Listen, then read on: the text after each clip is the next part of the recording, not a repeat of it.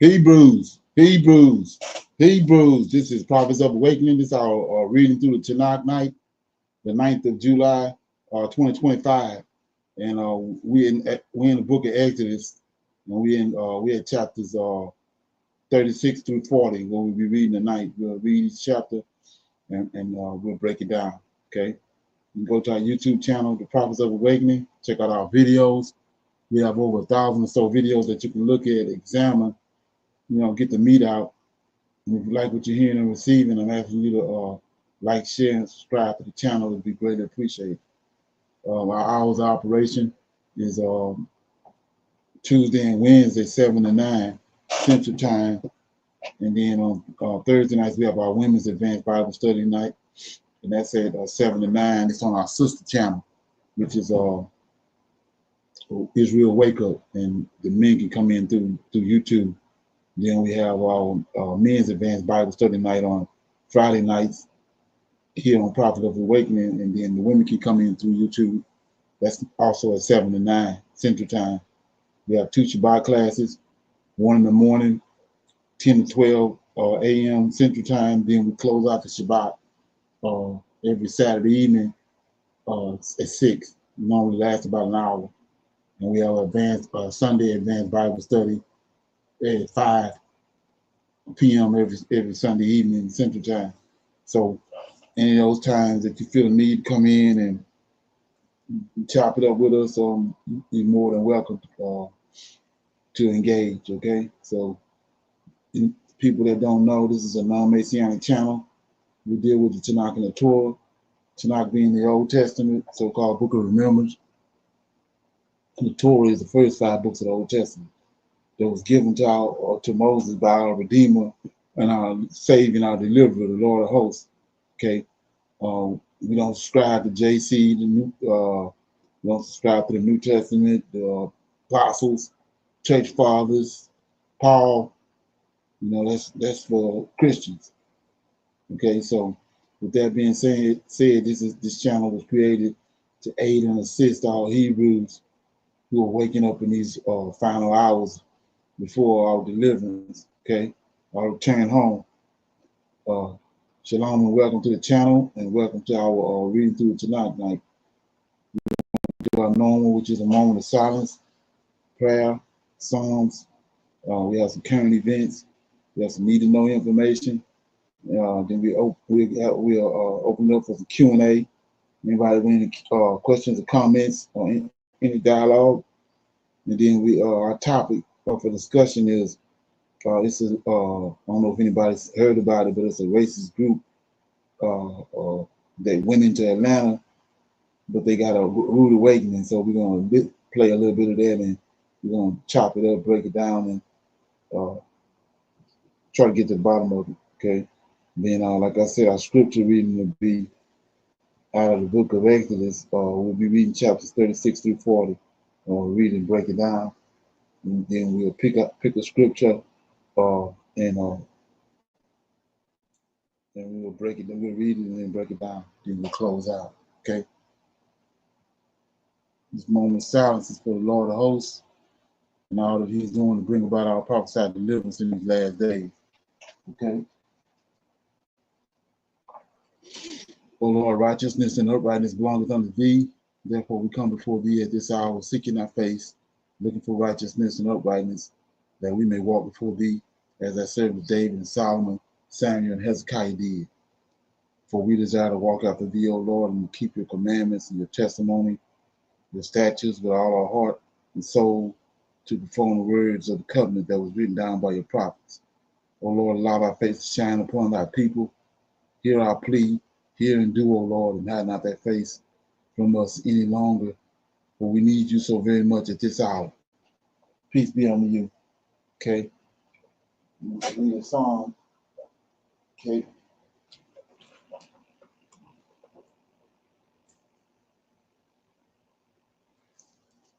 Okay. I'll read Psalm 36. It's a steadfast love for God. Okay, Psalm of David. The transgressions of the wicked saith within my heart, that there is no fear of God before His eyes. For he flattereth himself in his own eyes, until his iniquity be found to be hateful. The words of his mouth are iniquity and deceit. He hath left off to be wise and to do good. He deviseth mischief upon his bed. He setteth himself in a way that is not good. He abhorreth not evil. Thy mercy, O Lord, is in the heavens, and thy faithfulness reaches unto the clouds. Thy righteousness is like the great mountains, and thy judgments are a great deep, O Lord. Thou preservest man and beast. How excellent is thy loving kindness, O God. Therefore, the children of men put their trust under the shadow of thy wings. They shall be abundantly satisfied with the fatness of thy house, and thou shalt make them drink of the rivers of pleasure. For with thee is the fountain of life, and in thy light shall we see light. O continue thy loving kindness unto them that know thee, and thy righteousness to the upright in heart. And let not the foot of pride come against me, and let not the hand of the wicked remove me. There are the workers of iniquity fallen. They are cast down and shall not be able to rise. So we see right here in this Psalm, in Psalm 36, we see that again about the wings, right? Telling you who the Lord of hosts is. 36 and 7. How excellent is thy loving kindness, O God. Therefore, the children of men put their trust under the shadow of thy wings. So that's another example right there. But I wanted to shine a light on. I told you that it was two trees in the garden, right? And one of them is the tree of life. It's the Lord of hosts, Michael, right? So, verse 8. They shall be abundantly satisfied with the fatness of thy house, and thou shalt make them drink of the river of pleasure, right? Then 9, for with thee, the Lord of hosts, is the fountain of life. In thy light shall we see light. So that's the tree of life, with his knowledge. Him. Okay, anyway. Anybody else got any comments on that? Okay, everybody good? Okay, we'll go to our current events.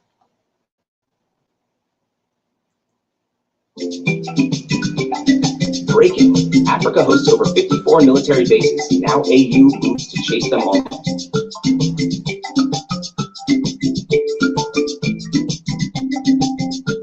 By Kikunda Mabika. Supreme Africa breaking news. Tisu Banhu Bacho. Africa is not for sale, and the AU has just made that clear. Part 1. The land beneath our boots, a continent occupied. Africa, the mother of all civilizations, currently houses over 50 foreign military bases, operated by no fewer than 13 outside countries. From the red sands of Niger to the coastlines of Djibouti, our continent has quietly become the staging ground for foreign wars, espionage, and secret operations. The numbers don't lie. United States, 29 bases and outposts, with covert drone hubs in Niger, Somalia, and Kenya. France, at least 10 installations in its former colonies, Mali, Chad, Cote d'Ivoire, Gabon. China, a massive naval base in Djibouti with whispers of another forming in Equatorial Guinea. Russia, no official bases, but deep private military operations via Wagner in Kar, Mali, Libya. Turkey, active military presence in Somalia, training local troops and eyeing Red Sea dominance. UAE and Saudi Arabia, securing ports in Eritrea and Somaliland for their own Red Sea power. And that's just the beginning. Italy, UK, Israel, and others all have military links or low-profile facilities on African soil. Okay. Your favorite.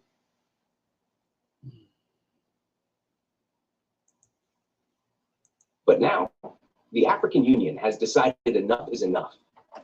Part 2, the secret AU meeting, leaked by Chairman Shadow. Last week, deep in Addis Ababa, the Continental Committee for Sovereign Security, CSES, met behind closed doors. Chaired by senior AU officials and joined by military commanders from across the continent, the meeting's minutes were never supposed to see daylight. But our trusted insider, Chairman Shadow, was there. He leaked this explosive quote from the session. Africa cannot preach unity while sleeping under the boots of foreign soldiers. The land must return to us, all of it. This is not a protest. This is a continental directive.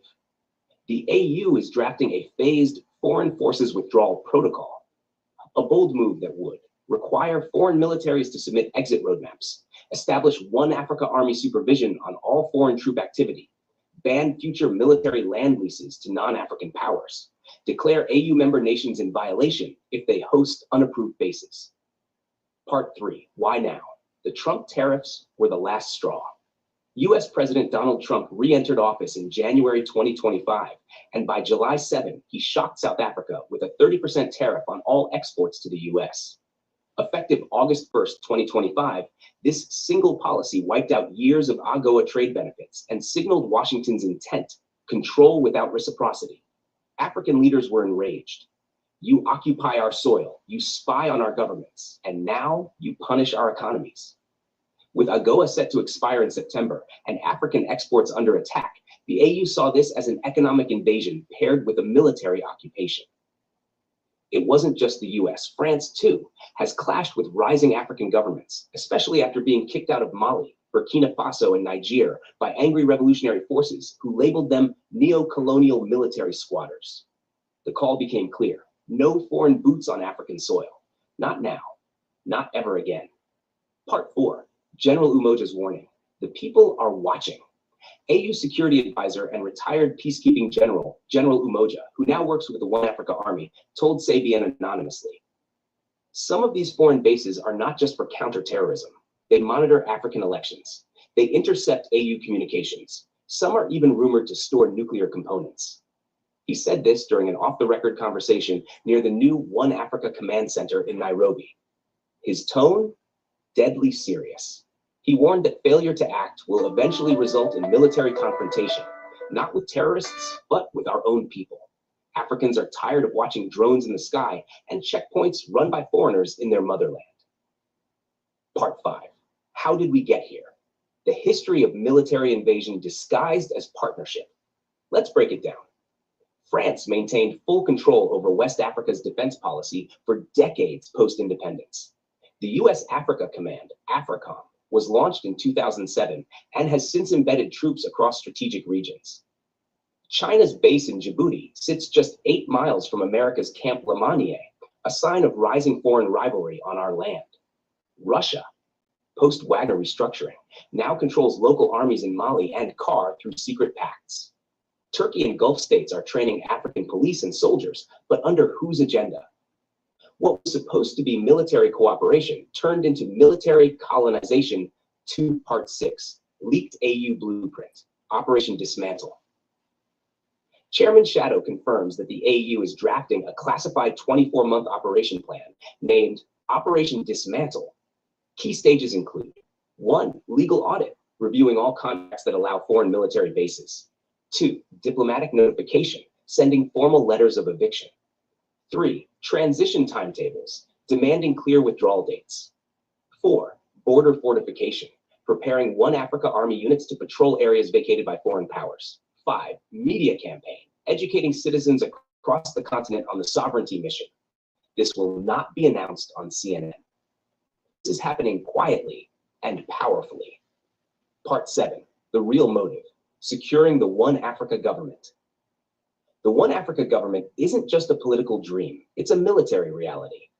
AU insiders, including Mama Pan Africa, have warned that foreign bases are the #1 threat to unified African governance. You can't build a secure house if spies are living in the basement. These bases serve as intelligence posts. Some are believed to have interfered in elections, currency transitions, AU meetings, rebel group funding. By removing them, Africa gains military independence, economic leverage, and technological freedom. Okay, anybody got any comments on that?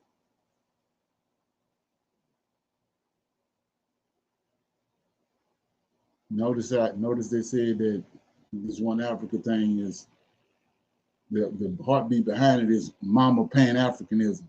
And then on top of that, they said that it's a military application. So what you're looking at is what Torre did over in Burkina Faso. They expanding the whole thing to Africa. So it's like a coup, but it's all of Africa. Is there something? We'll see how it unfolds. So yeah, no comments on that. Okay, got this next one. This right here should wake some people up because, like I say, we at the door. It's just a matter of waking up. It becomes the one thing you can't afford anymore. That's the harsh reality for millions of Americans in 2025. People are fleeing their states in record numbers. Why? Because the bills are choking, the paychecks are shrinking, and in some places, even the weather feels like punishment. From snowstorms that trap you indoors to rent prices that trap you in debt, these states are bleeding residents. The American dream. It's packing its bags. So what's causing this mass migration? What's pushing people to abandon the places they once called home? Stick around, because in this video, we're revealing the top 10 states Americans are running from. Watch out. You might be next. Number 10 on the list is Kansas. Let's be honest, Kansas is no shining star right now. Sure, those endless prairies and wide open skies give it that classic heartland charm. But beneath the surface, things are slipping. Unemployment is creeping up from 3.6% to 4% in 2025, and with tax revenues expected to drop by 2.5%, the state's wallet is tightening. That means less money for schools, roads, and the everyday things people count on. Kansas might sit around 21st on overall quality of life, but that's a lukewarm middle ground at best. It falls behind in education, health, and safety. And that safety issue isn't just talk. Over 11,000 violent crimes hit the books in 2022. And families, they're shelling out nearly 14% of their income just on childcare. That's a huge strain on any household. In 2024 alone, about 4,700 people left.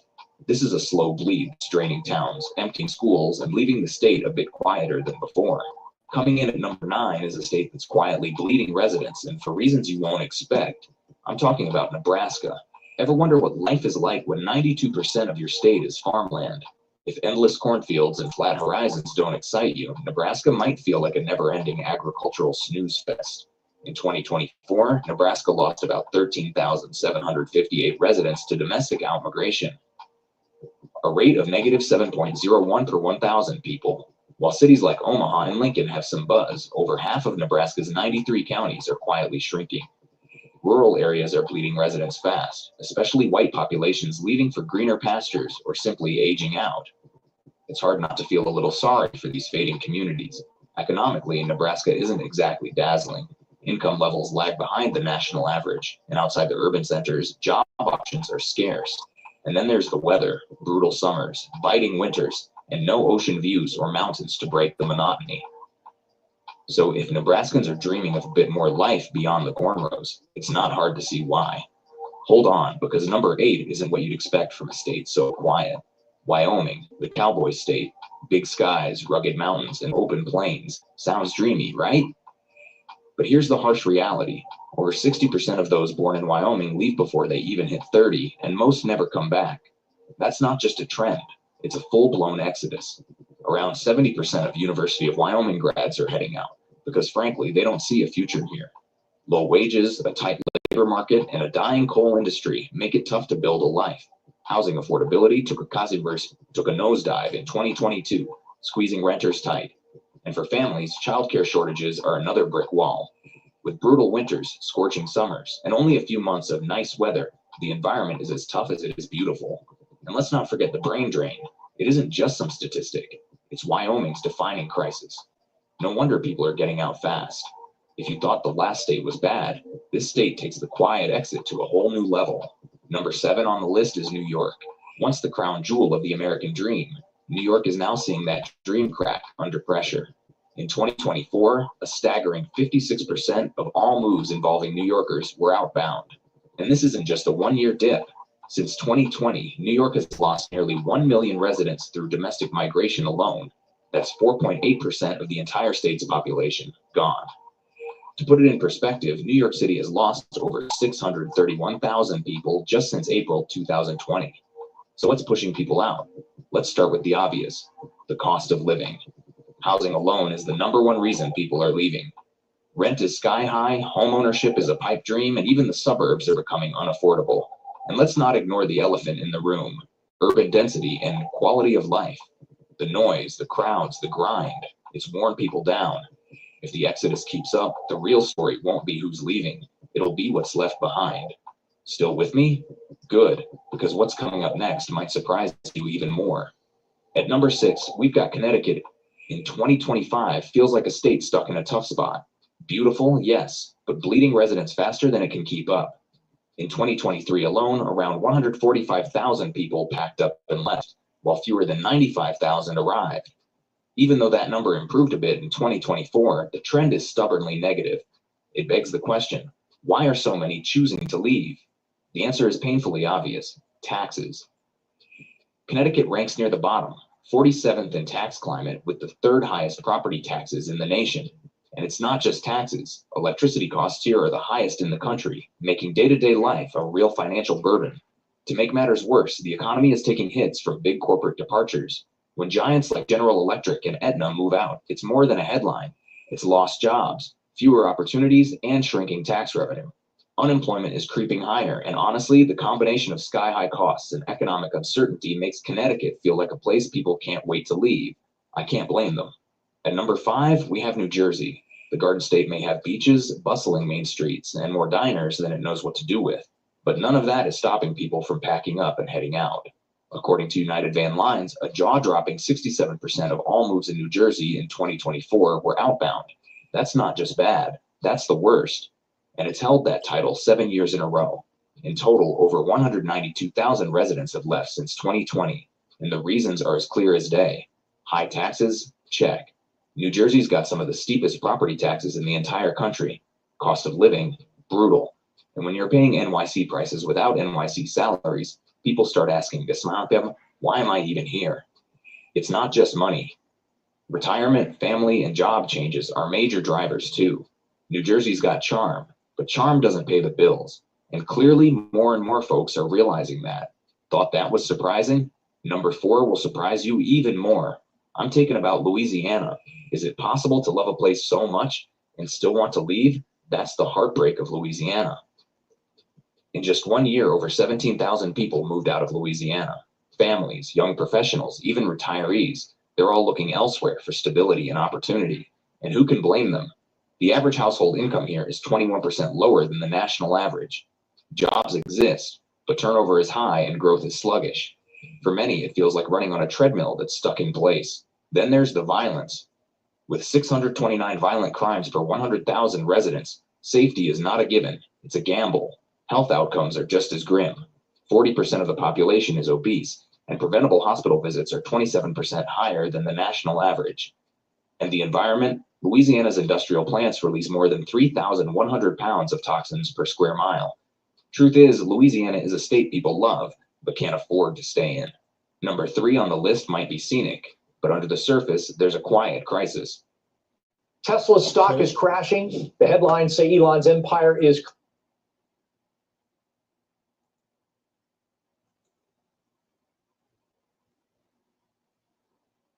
It's California. Nearly 240,000 Californians left between July 2023 and July 2024. Why?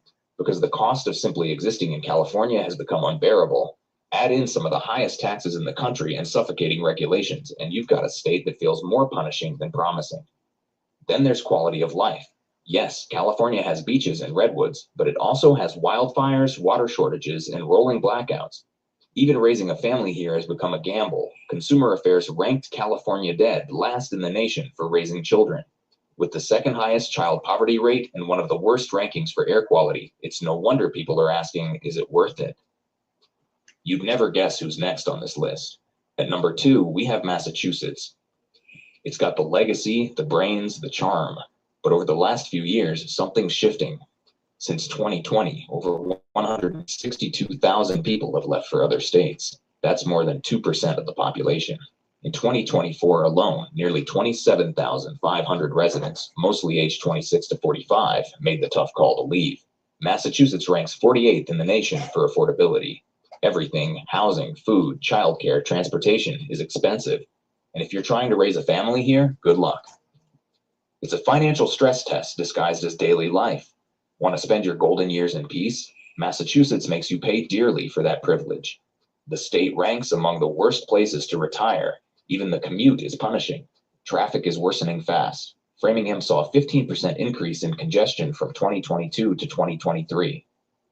And finally, at number one, we've got a state that's losing people faster than it can count them. I'm talking about Illinois. From the towering skyline of Chicago to its rich political legacy and cultural pulse, Illinois once represented the best of Midwestern opportunity. But today, Illinois is now one of the most fled from states in the country.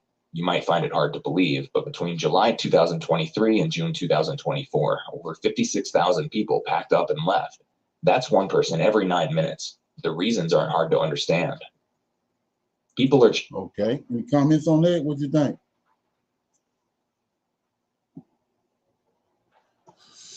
Shalom, everyone. Yes, I think it's very huge. And not only that, there are doctors and nurses that lived in those areas that's moving closer to within the city. So those people that are still there are lacking the health care that they need. And also, the government doesn't really track how many people leave the United States. They just making sure how many comes in. But there are so many people have left the United States. Over 4.1 million people have left and not coming back. So yeah, it's something else. Okay. Anybody Shalom. else? Okay. I think it's interesting that those states that he mentioned, with the exception of the city of Chicago, they are not traditional states where African Americans are settling in. And I Right. thought it was also interesting that he did not say where they were going. So, especially in the Midwest and all of that, I mean, there's a diversity of people there, but we're not the majority. Majority of African Americans typically live in the South, and they're sprinkled Right. out throughout the rest of the country. And so my question for the person on the video is, who is he referring to? What are some of the reasons, other than what he said, as to why those changes took place? Because a lot of those states are red states. And where are these people going? Okay. Anybody else? Shalom, and that's it, Sister Tasha. That is a great question because they're gonna pile up to where? You know, if so many people move, 20,000 people move out of one little state and come to what other state that they're saying the repopulations and what states are there, going to be in. And again, yes, who are those people? Okay. Anybody else? Well, I know a lot of people going to Florida, but yeah, there's a big migration. Matter of fact, it's the South. Well, a lot of them going to. And me myself, I think the South is in prophecy. It's got a lot to do with what's going to happen in the end time. But anybody else got anything? Shalom. Yes, sir. In as you mentioned, Florida, there's a lot of Americans who speak English. The Spanish has taken over in some populations of Florida. And as far as jobs going on, they got the jobs. They got all the hospitality jobs, and they're speaking. More people are speaking Spanish down there, and it's. I've seen one interview of one Caucasian lady said it's hard to get a job because if you don't understand Spanish, it's just hard because they are taking over, buying up markets. So it is something. If you go further down into Florida, I don't know if it's Miami or I think it's South Beach or South whatever they call that place. It's a lot of Spanish people down there speaking, and so it's messing up. If you don't know Spanish, you're just kind of out of luck in certain parts of Florida. Even the governor has Spanish workers in his community. So when he was talking about banning books for blacks and doing all this here, he has a lot of people who speak Spanish working for him and working around in his area, neighborhood, you would say. So yes, it's crazy. So Okay. Shalom, when you talk about Florida though, the other thing is you kind of put together some of these policies that they're trying to implement. You're talking about the migration again. Who are the people that are migrating? That's one. The second thing, Florida is one of the states a lot of people are going to, but also listen to what they just said about the kicking people off the rolls of Medicaid and financial SNAP benefits and things of that nature. If they're going to bring the migrants out, where Florida is one of those places where there's a lot of agriculture and they need people to replace those workers and people are coming down, that's where they're going to try to concentrate those people in jobs and things of that nature. At the same time, we're also hearing this week where they're trying to, especially Elon Musk, trying to implement this idea that a lot of jobs are going to go away because they're going to be automated. So it's just, a lot of different things are coming together all at the same time. Okay. Anybody else? Okay. Got some need to know information right here. Hello, everyone. Welcome back to the channel. Well, America is becoming increasingly more and more dangerous. What I'm about to show you is proof of that. What we see happening right now, unfortunately, it has to happen. I continue to bring these reminders that we are headed towards the end of this world. For those of you who are in the know, when we say that we are headed towards the end of this world, we know that there is another world that is going to come after this. But this thing is wrapping up, okay? This thing has to come to an end. It is getting increasingly wicked. Supporters of Trump and all. It's easy to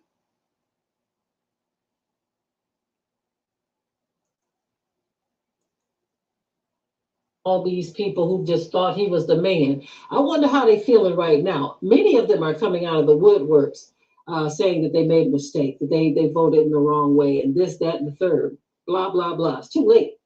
Too late for all of that now. What I'm about to show you right now, it is terrifying. It is terrifying. But Yah is in control. That alone should make you sit in a seat of comfort and rest. You know, the songwriter, and he said, "The Most High is my shepherd; I shall not. My cup runneth over."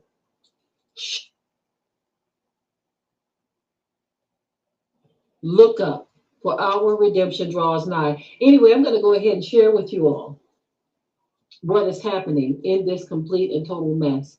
America has been taken over. Some people don't believe that. They don't want to accept it. They don't even want to let those words roll off of their lips. America is finished. It has been taken over and is only going to get worse. Take a listen at this, and of course, I will be right back. So tonight I want to start off by showing you a couple of clips. Let's watch them. That's outside the Capitol, yes, on January 6th, where you can hear someone yelling, "Kill him, kill him, kill him." Let's take another view from a different perspective.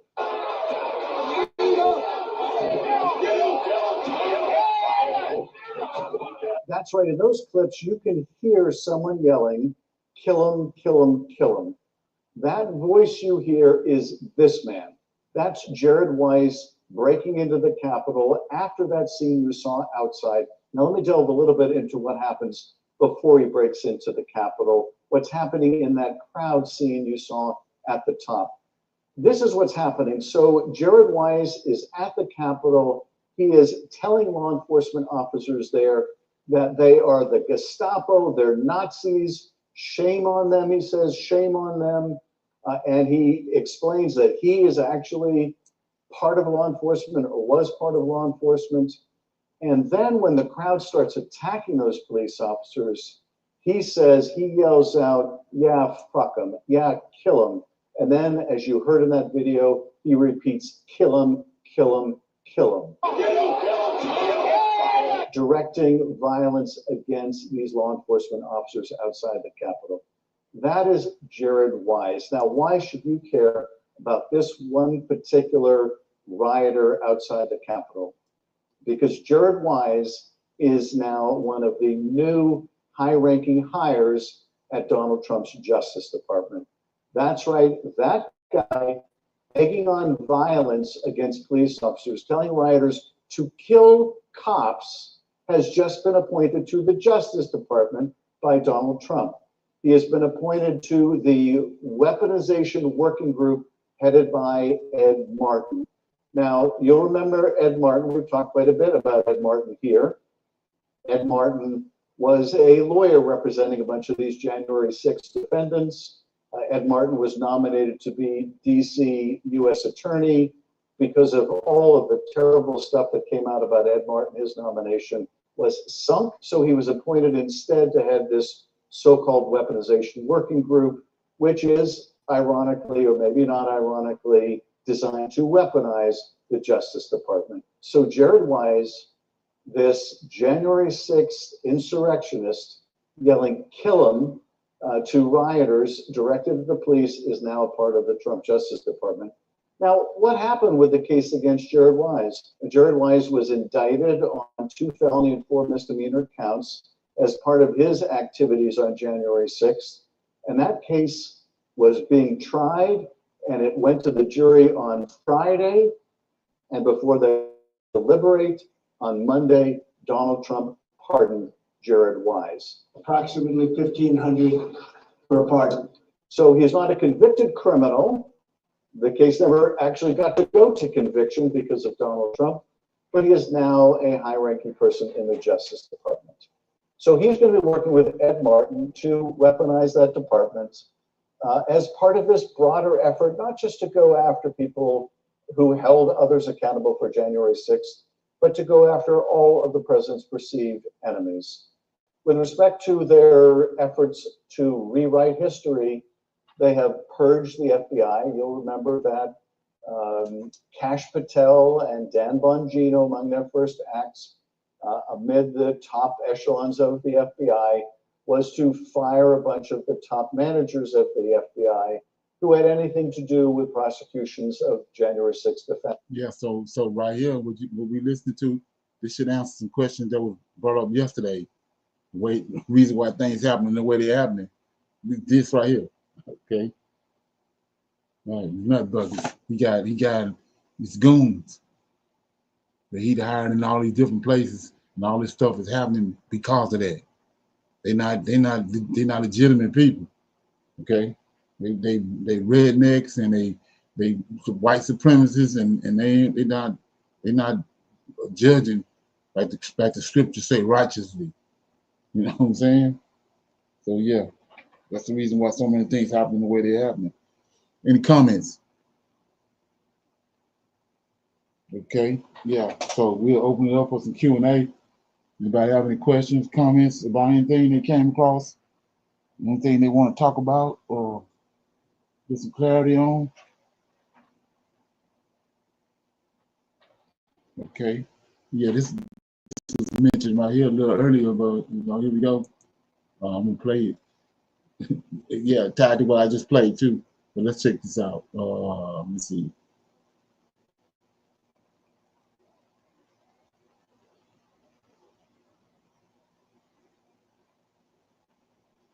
Yeah, here you go. Check this out. If you're a man who makes at least up, you're not supposed to be surprised about nothing these people doing. all of these people be the source and the root of our problems, not the billionaires who don't pay their taxes. Donald Trump is right now trying to stave off the damaging effects of a couple of different policies, major hallmark policies of this second term. One is the mass deportation, Nazi-like effort to ethnically cleanse the United States, and the other is the issue with his tariffs and the economy damaging effects there. And these two are actually connected. Right now, there's an effort to dial back the damage that will be done to the economy, allowing migrant workers to remain on farms. Donald Trump has talked about farmer ownership of migrants doing the work. We've heard Brooke Rollins, both of these clips I'm going to play a little later. The agriculture secretary say that, look, the way that we deal with the problem with removing migrants is, let's just put all the people, the poor people, the sick people, the old people on Medicaid, let's have them get out there in the fields. And now there's a new take. The labor secretary was just on Fox News. It's another nut bucket. You saw what he just did with the other guy. We got another one. Watch this. Just a couple of hours ago, talking about these jobs that Americans don't want. She was teed up by the anchor who says, look, I think there's a lot of Americans who are out there who will do the jobs that these migrants will do. That this narrative that Americans don't want these jobs is just false. Back to the plantation. What's interesting about this is when people like me, liberals, people on the left, when they talk about these people or these jobs, we're talking about agriculture work. We're talking about work, day laborer jobs, jobs that typically Americans don't want. But on screen, while they're talking about this, they're showing high-skilled, high-paid automotive work. Union jobs is what they're showing on screen while talking about agriculture work. Seasonal agriculture work. Migrant work. Watch this from the labor secretary. Really, they're from all angles.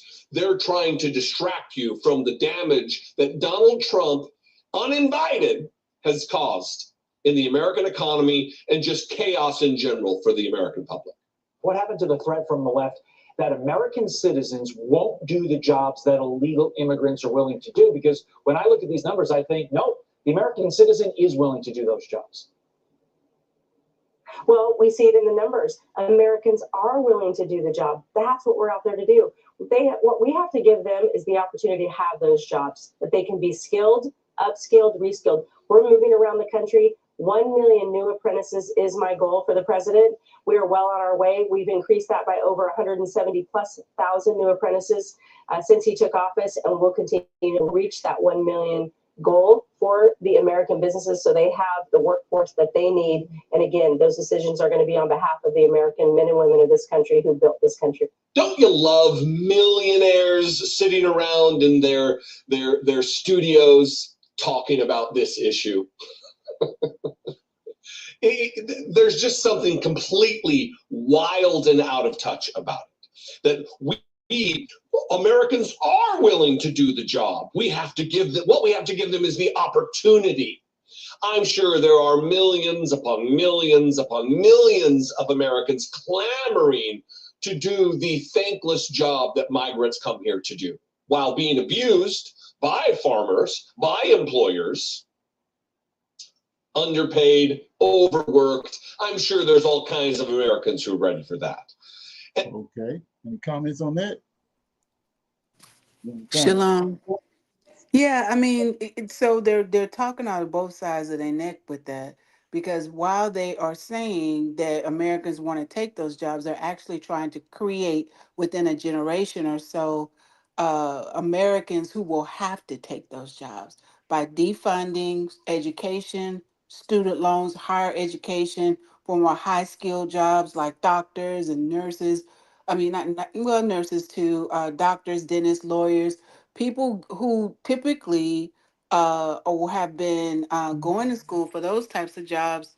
They are cutting off or limiting access to those resources for people to do that. Now, of course, we will find a way, which we always do.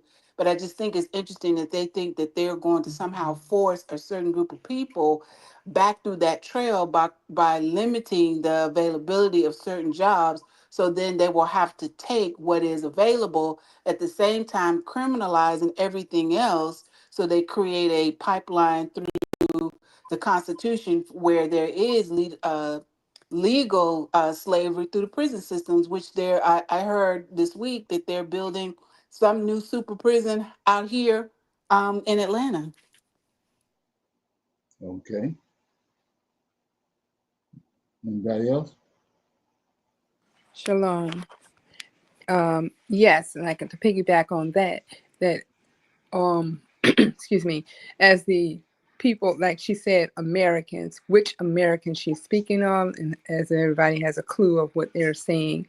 And far as going out there to do what, as you're going to leave a job or stop them from working as a doctor. We have a lot of Black doctors, nurses, those people.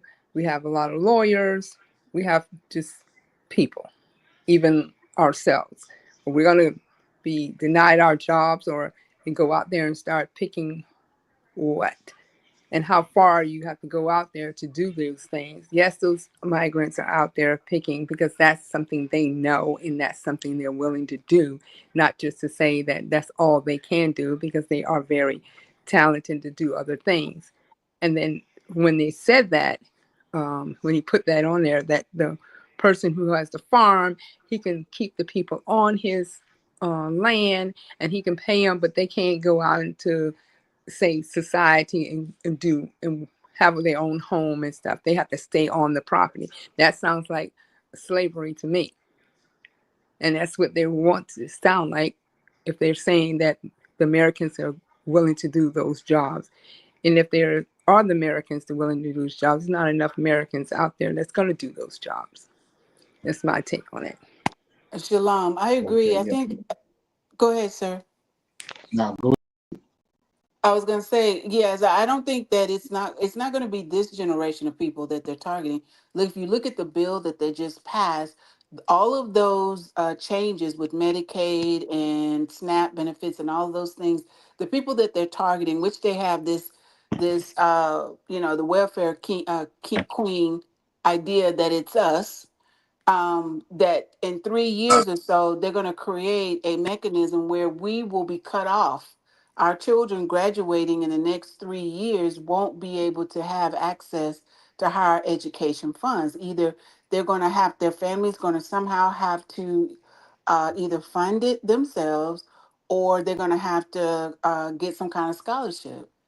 And if they don't, which is why they cut off, what was it, Job Corps and all those programs, they're trying to create a roadmap to make it easier in the next 3 to 5 years, where the desperation will be out there that you will be forced to take those jobs. They're not going to take anybody's jobs now, but in 3 years, they're going to create the mechanisms are being put in place now to try to create a pathway to limit the options that people have, so they have to take these jobs. It's not going to work, but that's what they're trying to do because their rationale is flawed. They think it's a certain group of people that's going to take these jobs. These people that are on Medicaid and SNAP benefits are either children, disabled, or mothers who are unable to work for whatever reason. Is there some fraud in that? Of course it is, but it's not at the levels that they're trying to tell the public that it is. Yeah. And Okay, yeah, shalom. yeah. Go ahead. Yes, sir. And it's not, and the majority Oh, is the melanated people. Again, they have to look at that. It's like cutting their nose off despite their face, thinking they're going to be doing something. They dismantle this uh, welfare, Medicaid, Medicare, and everything. Like they're saying, there's more private owned job doctors' offices. There's the hospital. They're depending on these people to have those problems to come in there because their bills are being paid through Medicaid and Medicare of these people who's disabled, elderly, and also the other things like the residents for elderly people to be in those homes. They're depending on those things. So once they start dismantling that, those uh, places are going to start closing down. All the little retired home, they have their retirement, but yet they still don't have enough retirement, so they're on this disability. And once you get over a certain age, you got this Medicare and Medicaid as an elderly person. So those things, taking that away, those places that depend on it, they're closing down. And then those people who were working for those places, they're out of a job. It's to look at the whole thing, you got to see what's happening. It's just like taking, in the grocery store, we won't have fresh fruit anymore. Some people don't care about the other stuff. They want fresh fruit, so they're going to stop coming. Or if you take certain things out, they're going to stop coming. And the majority of people who depend on fresh fruit, they're not coming to your store. So Okay, just so like taking that away from the people, they're going to just crumble. They're crumbling society as it is now, with laying off and putting in that DI. I'm sorry about the things, but the DEI, dismantling that, so they can say, hey, you're not qualified, or however they go about hiring people. So it's a okay, lot. so yeah, me looking at that, um, it's like you go back to the beginning when they brought us over here. Um, they had us registered with animals, cattle. Mm-hmm. Okay, so what we looking at? Look at Black Wall Street. They think we cattle. When they saw what we was doing with Black Wall Street, they don't think that we capable of doing that. So they come in. It's like calling you a Negro, a nigger. What they doing? So now they coming in. They just dismantling it. All the progress that we done, they dismantling it because they don't believe that we humans. This is the crazy part about it. Nobody is dealing with it. But it's like like they always did. It's like calling us a nigga. Walking in the store and calling you a nigga. If you standing there at this counter, they feel like you need to get out the way. Let me get my stuff and get out of here. You need to step back. This is what he's doing right here. Everything that we've built up, like I said, that's why he didn't get in office. He got knocked out of office in 2020 because of where we had what we had risen to, the voter base that we had, and the voice we had as far as the Democratic voter base. He dismantling all that, and it's all because he don't think we humans. They ain't got no respect for us. And Shalom. that's the reason the creator is coming to do what he got to do. It's pride. It's above our pay grade. Go ahead. I was going to say I agree. And then, the interesting thing about that, I think, people have been saying, what can you do to us that hasn't been done already? Yeah, Remember a couple of months ago, they were threatening us with resegregation, and right, everybody cheered. Let's do that. Because we never right, asked for that in the first place. You ain't heard nothing else about that since they right. said that, right? Because actually, that's what they really fear, the power Exactly. structure. So while it may appear that we're going backwards, we're actually going back to where we were. It's a reset. If we go back doing that, then we regain the progress that we really was making, which is for us, by us, to us. And that's what they really don't want. But Right. it's a self-fulfilling prophecy. The more you try to dig a hole for somebody else, you inevitably fall in it yourself. And the very thing you try to avoid actually happens. It manifests itself. Plus the part of where, our God comes in and really brings it up to another level, but they can't do nothing with us. They're constantly sitting around plotting instead of going on to their own destiny and self-fulfilling life and making their family. They're constantly trying to undermine not only us but everybody else, but particularly us, because of the jealousy and the historical things that they have done to try to hold us back. And the more they hold us back, the more we gain, and the quicker we regain our footing when they try to undermine us. Okay. Anybody else? Yeah, so we see that through the cases, that we was down not because of nothing they done. He prophesied. It's prophesied. Moses prophesied to our forefathers that man was gonna walk in our house and sleep with our wives. We was gonna plant fields and vineyards, and we weren't gonna get nothing from it. So all we doing is living out what was prophesied to us. And now we say we was gonna rise, and we rising. There ain't nothing they can do about it. But this is how ignorant they are. They so consumed with hatred and disdain till they can't see that they digging their own self, they digging a hole for their own self, because there's no way we're gonna go back. History don't even call for that. There's no way we can go back to where we was at. So that let you know right there. But all these people that I'm showing that we looking at that he got in these offices, they nut buckets just like that. That's how great. That's how ignorant they are. He got them all over the White House. All these secretaries that he got, if they all nut buckets. That's why we see what's happening. But it's getting ready to soon come to an end, because there's no way this can continue on the way that it is. You know what I'm saying? They all of them, when you look at them, they look like they're out for The Simpsons. They look old. There's no way this can continue to keep happening. All right, prophecy going to take over. Okay. So with that being said, yeah, this is another example right here. Check this out. Out of all the places in Atlanta, listen to this. Okay.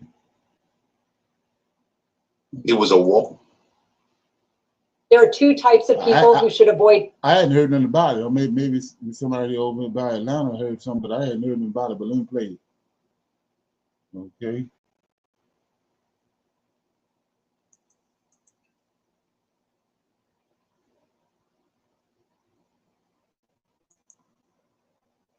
Taking it back, every street, every statue, every inch these animals think they own. That's what Travis McDowell screamed into his live stream, chest out, boots stomping through Edgewood like he ran it. Behind him, a group of white nationalists armored up, waving Confederate flags, spray painting over Martin Luther King murals, and laughing as they lit Christian nationalists. Black pride flags on fire in the middle of Juneteenth weekend. They didn't have permits. They didn't have protection, but they had cameras, hate, and enough ignorance to walk straight into Atlanta like it was sweet. Atlanta. What they didn't know, Atlanta don't do speeches, it does strategy. And standing in the cut was King Mello, former trap boss turned community tactician. He didn't go online, he went offline and activated the city's real defense, the street kings, veterans, and ex-cons who owe him favors and are ready for war if needed. This is the story of what happened when hate tried to march through Atlanta, and the streets made sure they never marched again. Welcome to Crime Corner. Subscribe and hit the bell icon for more stories. The sun had just started to dip below the skyline when 4 dark vans rolled off I-20 and into the heart of downtown Atlanta. Their engines growled louder than necessary, windows down, and music blasting a strange mix of heavy guitar and southern twang. Confederate flags flapped from their antennas, bold and loud, catching the wind like they owned the road. Inside the lead van sat Travis McDowell, a man who wore his pride like a weapon. He held up his phone, streaming live, grinning like he had already won something. Behind him, his crew leaned out the windows, shouting, chanting, throwing signs and pointing at passersby. "Take it back," they yelled over and over like a war cry. People on the sidewalk stopped and stared. Some pulled out phones, others looked away. A few shook their heads in disbelief, wondering if they were witnessing a prank or a real-life invasion. Then they turned onto a side street near a well-known freedom mural. It was a wall painted with faces of civil rights leaders. They're trying to start a riot. That's what they're still trying to do that. Fists raised in peace and strength. One of the younger members jumped out, spray can in hand, and tagged a Confederate emblem right across it. He smiled like it was a game, proud of what he'd done. No one stopped him. The vans kept rolling. But while the group celebrated and laughed among themselves, a security camera on the corner stayed quiet and steady. It had seen everything. A small red light blinked once, and the footage zipped through a secure line, landing on a private phone deep in the West End. That phone buzzed once. The man holding it didn't say a word. He just stared at the screen and nodded to himself. His name was King Mello, and now he was watching. Edgewood Avenue was alive as usual. Music spilling from open bars, the smell of food from nearby vendors, and people laughing, talking, just living. This stretch of the city was more than just a few streets. It was history wrapped in brick and paint. Murals of leaders, words of hope, and symbols of the fight for justice covered the walls. It wasn't just decoration, it was a memory. It was pride. Then the vans came. Travis and his crew rolled in like a wrecking ball. Tires screeched as they pulled up along the curb. Doors slammed open. Boots hit the ground. The flags came out again, flapping high above their heads like some kind of warning. The men walked with their shoulders back, grins wide, daring someone to say something. Their first stop was the MLK mural, bright, powerful, stretching across a full wall. Without a second thought, one of the crew pulled out a thick marker and drew a giant X across Dr. King's face. Another threw a drink at the wall. The rest clapped like it was funny. People nearby stopped in their tracks. A couple of folks pulled out phones. One shouted something, but the group didn't even look. They moved down the block like they owned it. A pair of teens were filming a dance video outside a shop, music playing from a small speaker. The group surrounded them, mocking their moves, pushing the speaker over, kicking it down the sidewalk. One of the teens, a boy in a black hoodie, stepped forward, trying to protect his friend. Without a pause, one of the men shoved him hard. He fell backward, arms flailing, landing on the concrete. No one helped him up, but everyone saw it, because Travis still had his phone out, still live. The whole thing streamed in real time. Comments poured in. Some cheered, others begged for them to stop. But the views kept climbing. Across the city, phones started buzzing. Screens lit up in barber shops, corner stores, restaurants, and front porches. Screenshots flew through group chats. Reels popped up on TikTok and Instagram. Y'all see this? That message was passed around like a spark. From West End to Bankhead, from Decatur to South Fulton. It didn't matter where you were. Someone nearby was holding a phone, eyes wide, mouth open. People didn't even need to ask what it was about. The flags, the faces, the street signs in the background. Everyone knew. In less than 20 minutes, the video had thousands of views. By 30, it was spreading faster than anyone could keep up with. Some saw it and shook their heads. Some saw it and got angry. And some saw it and started making calls. Back on Edgewood, the group kept walking, laughing, and stepping on a row of Black Lives Matter flags that had been laid out for a local event. They didn't even look down. One kicked over a table of handmade bracelets that were raising money for school supplies. The vendor didn't say a word, just stared with her jaw clenched. The vans followed slowly behind, speakers still pumping music like it was a party. Travis kept narrating the chaos like he was proud of it. The air around them felt different now, tense, like a storm was building just out of sight. And somewhere, not far away, that storm was starting to move. The inside of the recording studio was dim, filled with the low hum of bass leaking from the walls. Posters of past mixtapes lined the hallway, and the air smelled like incense and old wood. King Mello sat alone in the back room, staring at his phone screen. The video from Edgewood played again, but he didn't blink. He watched every move, every shove, every laugh, every flag, and his face didn't change. He'd seen this before, but this time it was in his city. The sound of a lighter clicked nearby. Someone outside the room was talking about beats and verses, but Mello tuned it all out. He reached for the small black phone sitting next to the soundboard. It wasn't for music. It wasn't for play. It was for moments like this. He tapped 3 numbers, not contacts, not names, just numbers. When each call connected, he didn't explain. He didn't need to. All he said was, "It's time." That was it. The quiet spread fast. On the other side of town, a barber halfway through a fade looked at his buzzing phone. He read the screen once, nodded, and handed the clippers off without saying a word. He stepped out the shop and locked the door behind him. At a local nightclub, a promoter standing on a small stage checked his phone between sound checks. He canceled the next two events on the spot and walked out the side door, already texting 5 names. The truck driver on break at a gas station wiped grease off his hands and pulled a duffel bag from behind the seat. He shut his rig down and headed toward the city. In the corner of a bike shop, 2 men in denim vests passed a single phone back and forth. When they finished reading the message, they rolled their bikes out from the shadows, kickstands up, helmets in hand. But Travis wasn't worried. He leaned back, arms wide, soaking in the silence like it was a stage. He started talking into the camera again. His tone was mocking. He called it a peace party, joked about tofu burgers and safe spaces. Then he nodded to the others and said they were going to show Atlanta what real men had to say. The group followed. They turned onto the side road leading to the old parking lot. It was mostly empty, just a few folding chairs, some banners taped up, and a couple of coolers stacked near a cheap grill. Some volunteers waved them in with plastic gloves and fake smiles. The sons walked in like they were there to take over a cookout, laughing and tossing jokes between themselves. They didn't see the cameras tucked in the windows above, or the cars parked tight on both ends of the lot, or the shadows leaning against the buildings across the street, watching without a word. From a rooftop nearby, a drone lifted into the air once again. Its lens turned slowly, following the group's every move. The new sons thought they were stepping into a conversation, but Atlanta had other plans.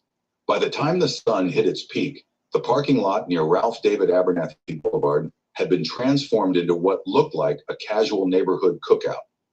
Folding chairs were lined up in rows under makeshift tents. Banners hung from plastic poles read, "Dialogue BBQ, Peace over Violence." A couple of folding tables held trays of grilled meat and corn. A small black case was open. Inside it was a drone, sleek, quiet, custom rigged. Someone tapped a button, and the drone lifted off with a soft hum, rising slowly above the rooftops, its camera turning toward the lot. It hovered in place, then zoomed in. Below, the sons of the South were laughing, helping themselves to plates of food, sitting down in the folding chairs like they were waiting for a show. One of them started recording again, spinning around to show the setup to his online followers. "Guess they really want to talk," he said into the screen, completely unaware that a different lens was watching him from above. The fake volunteers kept smiling, but their eyes were sharp. Some of them shifted positions, making sure the exits were still blocked.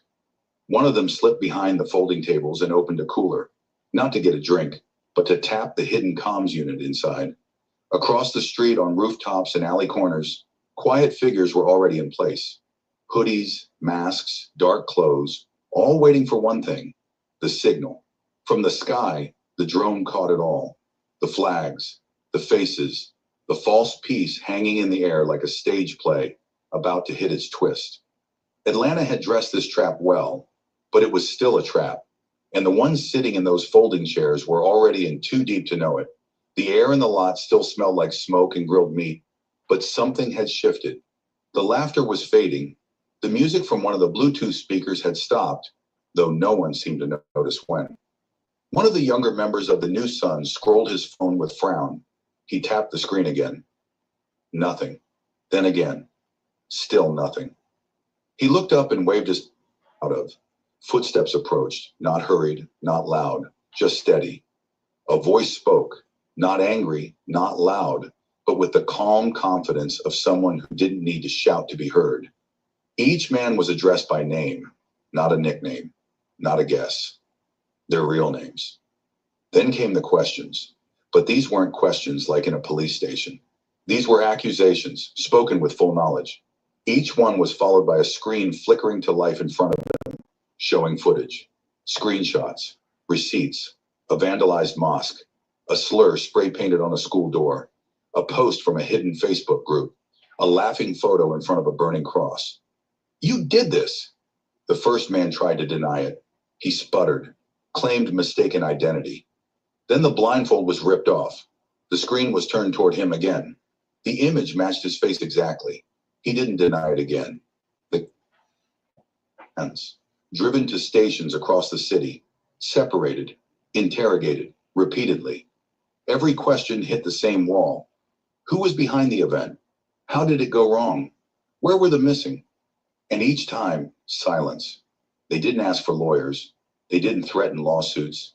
They didn't demand their rights. They just stared forward or down. One officer leaned in during questioning and repeated himself slowly. What happened out there? The man across the table looked up, eyes sunken, voice barely more than a whisper. There were shadows everywhere. That phrase showed up more than once.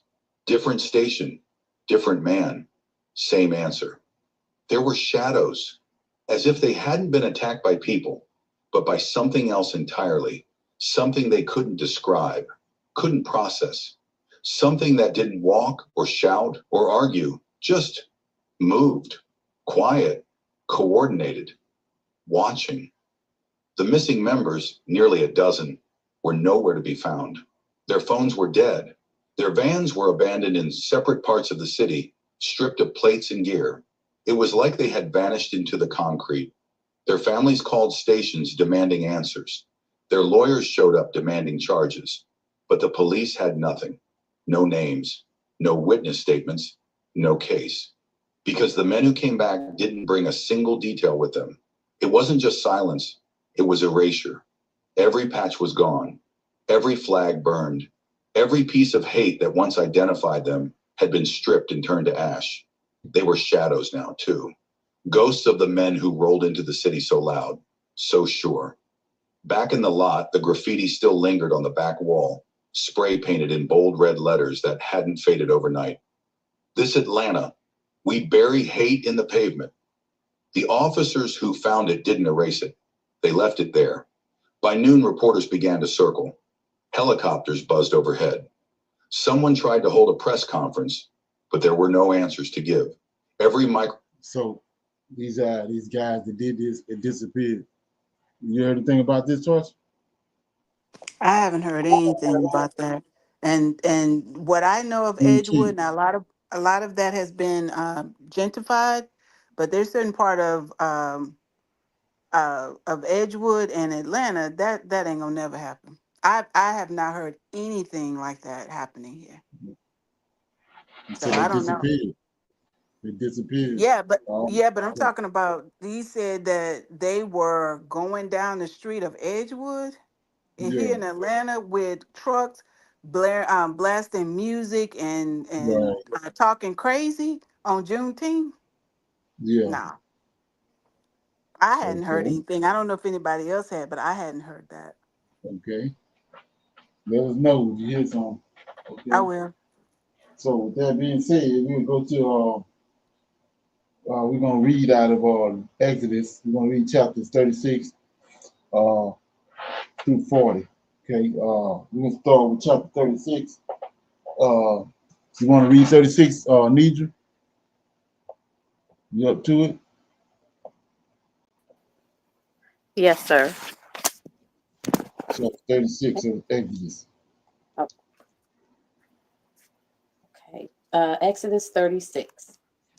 Then wrought Bezaleel and Aholiab and every wise-hearted man in whom the Lord put wisdom and understanding to know how to work all manner of work for the service of the sanctuary, according to all that the Lord had commanded. And Moses called Bezaleel and Aholiab and every wise-hearted man in whose heart the Lord had put wisdom, even everyone whose heart stirred him up to come unto the work to do it. And they received of Moses all the offering which the children of Israel had brought for the work of the service of the sanctuary, to make it withal. And they brought yet unto him free offerings every morning. And all the wise men that wrought all the work of the sanctuary came every man from his work which they made. And they spake unto Moses, saying, the people bring much more than enough for the service of the work which the Lord commanded to make. And Moses gave commandment, and they caused it to be proclaimed throughout the camp, saying, let neither man nor woman make any more work for the offering of the sanctuary. So the people were restrained from bringing, for the stuff they had was sufficient for all the work to make it, and too much. And every wise-hearted man among them wrought the work of the tabernacle, made that wrought the work of the tabernacle made 10 curtains of fine twined linen, and blue and purple and scarlet, with cherubims of cunning work made he them. The length of one curtain was 20 and 8 cubits, and the breadth of one curtain 4 cubits. The curtains were all of one size. And he coupled the 5 curtains one unto another, and the other 5 curtains he coupled one unto another. And he made loops of blue on the edge of one curtain from the selvage in the coupling. Likewise he made in the uttermost side of another curtain in the coupling of the second. 50 loops made he in one curtain, and 50 loops made he in the edge of the curtain, which was in the coupling of the second. The loops held one curtain to another. And he made 50 taches of gold, and coupled the curtains one unto another with the taches, so it became one tabernacle. And he made curtains of goat's hair for the tent over the tabernacle. 11 curtains he made them. The length of one curtain was 30 cubits, and 4 cubits was the breadth of one curtain, and 11 curtains were of one size. And he coupled 5 curtains by themselves, and 6 curtains by themselves. And he made 50 loops upon the uttermost edge of the curtain in the coupling, and 50 loops made he upon the edge of the curtain which coupleth the second. And he made 50 taches of brass to couple the tent together, that it might be one. And he made a covering for the tent of ram skins dyed red, and a covering of badger skins above that. And he made boards for the tabernacle of shittim wood standing up. The length of a board was 10 cubits, and the breadth of a board 1 cubit and a half. One board had 2 tenons, equally distant one from another. Thus did he make for all the boards of the tabernacle. And he made boards for the tabernacle, 20 boards for the south side southward, and 40 sockets of silver he made under the 20 boards. 2 sockets under one board for his 2 tenons, and 2 sockets under another board for his 2 tenons. And for the other side of the tabernacle, which is toward the north corner, he made 20 boards. And there 40 sockets of silver, 2 sockets under one board, and 2 sockets under another board. And for the sides of the tabernacle westward, he made 6 boards. And 2 boards made he for the corners of the tabernacle in the 2 sides. And they were coupled beneath and coupled together at the head thereof to one ring. Thus he did both of them in both the corners. And there were 8 boards, and their sockets were 16 sockets of silver, under every board 2 sockets. And he made bars of shittim wood, 5 for the boards of the one side of the tabernacle, and 5 bars for the boards of the other side of the tabernacle, and 5 bars for the boards of the tabernacle for the sides westward. And he made the middle bar to shoot through the boards from the one end to the other. And he overlaid the boards with gold, and made their rings of gold to be places for the bars, and overlaid the bars with gold.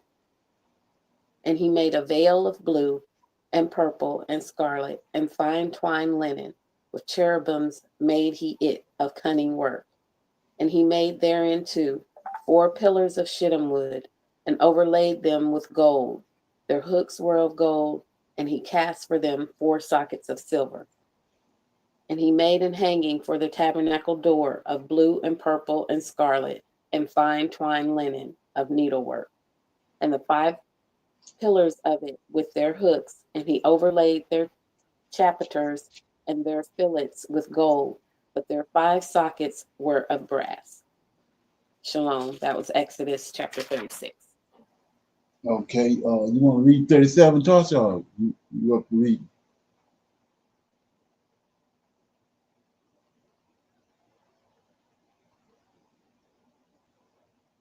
Tasha. Okay, Como, you want to read, Cameron, you want to read? Yeah, I'll do it. 37. Okay. Exodus chapter 37. And Bezalel made the ark of shittim wood. 2 cubits and a half was the length of it, and a cubit and a half the breadth of it, and a cubit and a half the height of it. And he overlaid it with purple gold within and without, and made a crown of gold to it round about. And he cast for it 4 rings of gold to be set by the 4 corners of it, even 2 rings upon the one side of it, and 2 rings upon the other side of it. And he made staves of shittim wood and overlaid them with gold.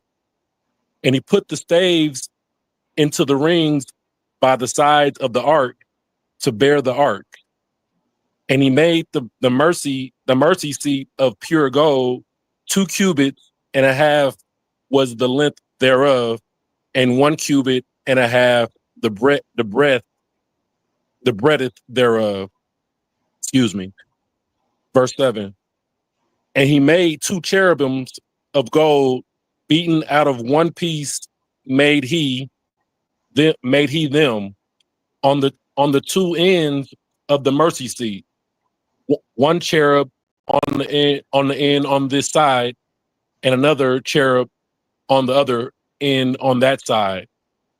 Out of the mercy seat made he the cherubims on the 2 ends thereof, and the cherubims spread out their wings on high, and covered with their wings over the mercy seat, with their faces one to another, even to the mercy seatward were the faces of the cherubims.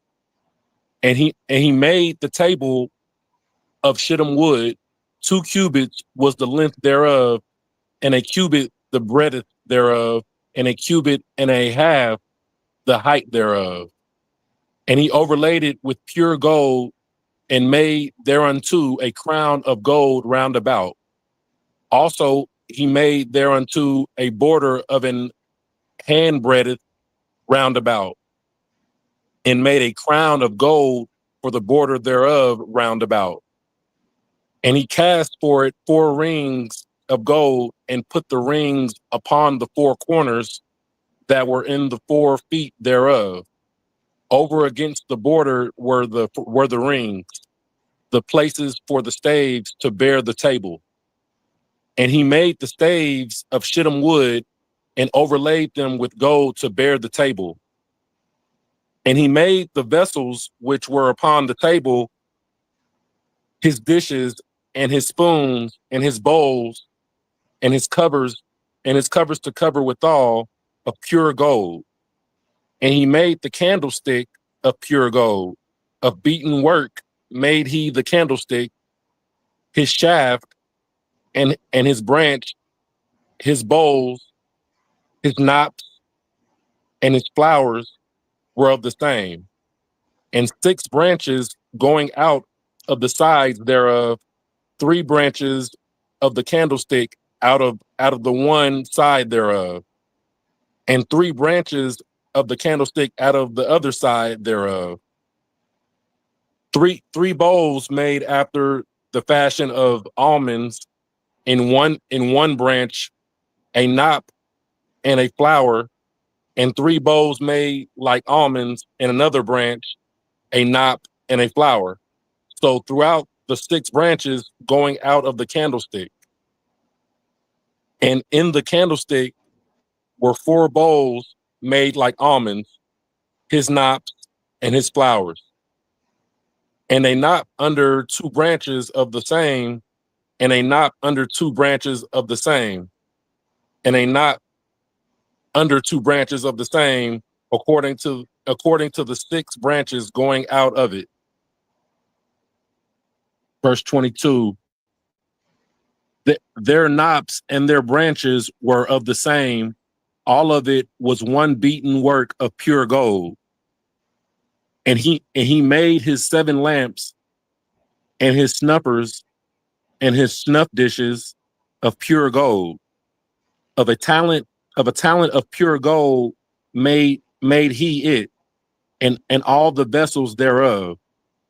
And he made the incense altar of shittim wood.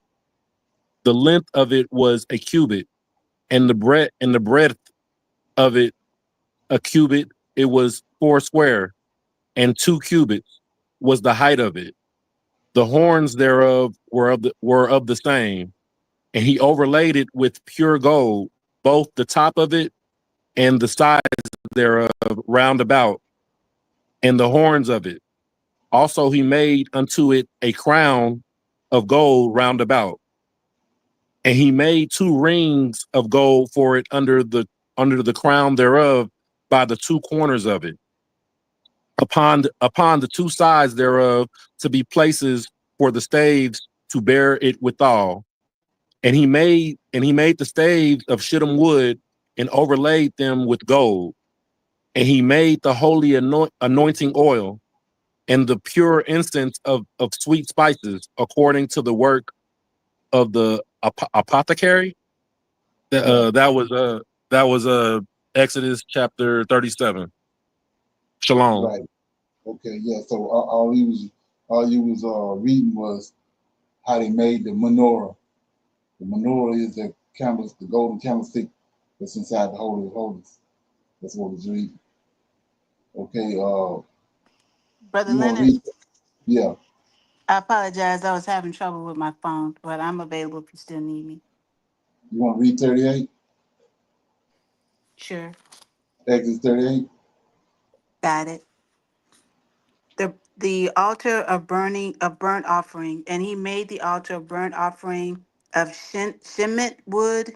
5 cubits was the length thereof, and 5 cubits the breadth thereof. It was 4 square, and 3 cubits the height thereof.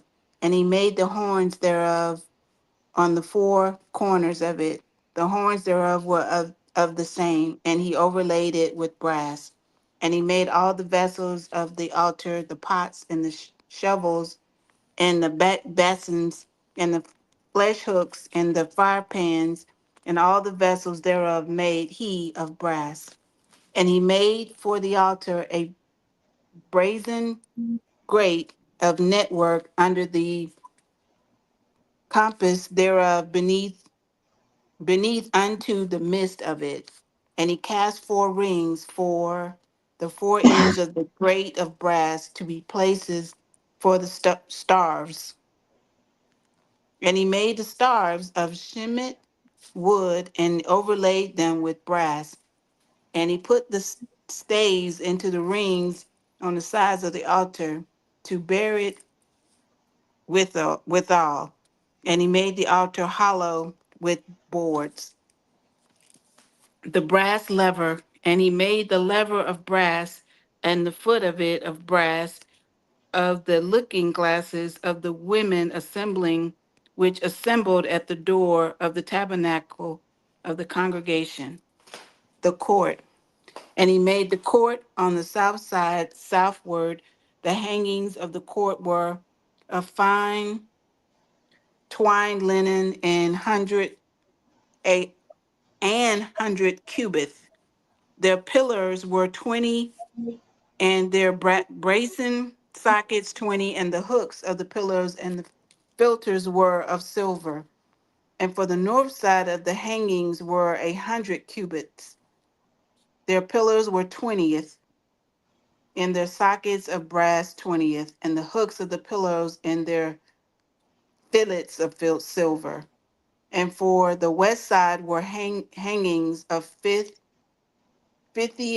cubits, their pillows 10, and their sockets 10, and the hooks of the pillows and their fillets of silver.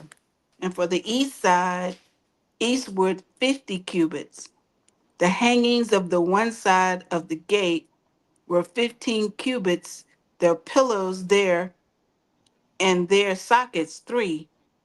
And for the other side of the court gate, on this hand and that hand, were hangings of the 15th cubits, their pillows 3, and their sockets 3. All the hangings of the court rounded about were of fine twined linen, and the sockets for the pillars were of brass. The hooks of the pillars and their fillets of silver, and the overlaying of their, I can't pronounce that word, chapiters of silver, and all the pillars of the court were filled with silver.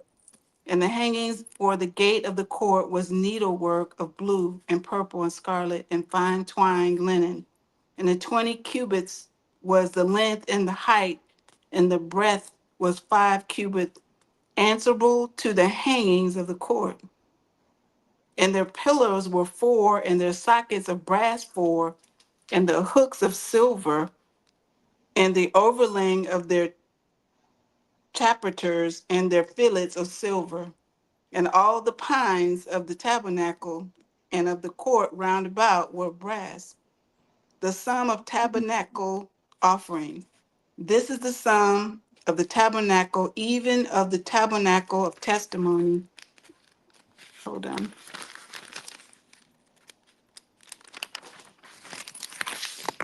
It was counted according to the commandment of Moses for the service of the Levites by the hand of the Ithamar, son to Aaron the priest, and Bezalel, the son of the son of Hur, and the tribe of Judah made all that the Lord commanded Moses. And with him was Ahoba, son of, I'm butchering these names, I apologize, Ashma, I can't pronounce it, the tribe of Dan, an engraver and cunning worksman, an embroiler in blue and in purple and in scarlet and fine linen.